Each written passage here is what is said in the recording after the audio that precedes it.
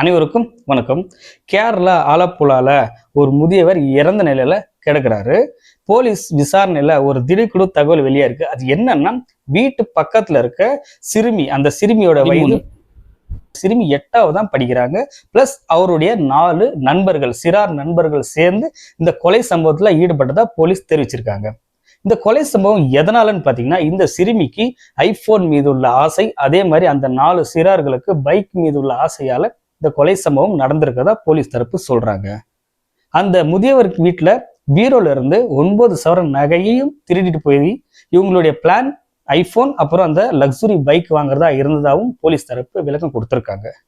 பெற்றோர்களே, நம்ம குழந்தைக்கு ஆடம்பரத்தை விட வாழ்க்கை தான் முக்கியம் அப்படின்றத நம்ம சொல்லி தரணும்.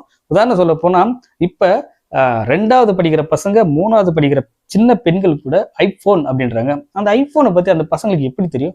அந்த குழந்தைங்களுக்கு எப்படி தெரியும்?